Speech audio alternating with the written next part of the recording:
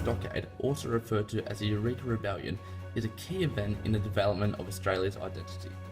The Eureka Stockade was a rebellion in 1854 initiated by gold miners in Ballarat, Victoria.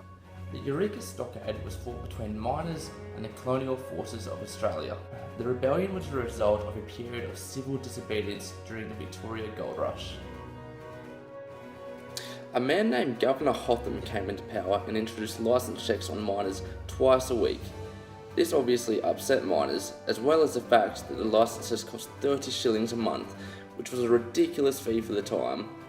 This was the first of 3 events which led to the miners' violence. The next event was a wrongful arrest of a Crip man. This angered miners because they identified him as a fellow digger. The final event to drive the miners over the edge was when the publican James Bentley was found not guilty of the murder of a miner. This was interpreted as a lack of justice, and in reaction an angry mob burnt down Bentley's hotel to the ground.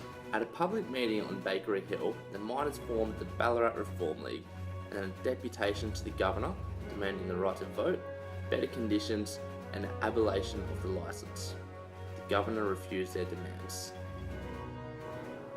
The miners responded by building a stockade to separate themselves from the police and troopers. They armed themselves against a possible attack and burnt their licences.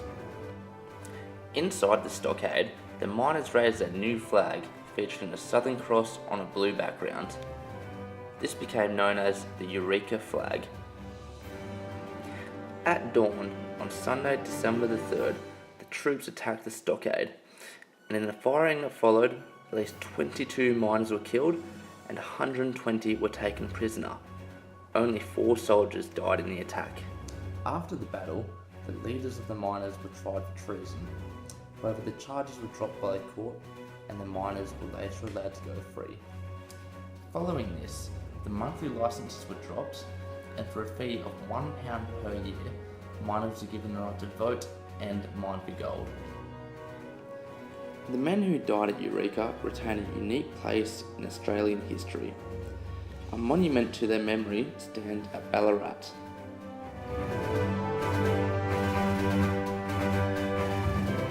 The Eureka Rebellion is considered by some historians to be the birthplace of Australian democracy. It is the only Australian example of armed rebellion leading to reform of unfair laws. The Southern Cross flag has been used as a symbol of protest by individuals and organisations at both ends of the political spectrum.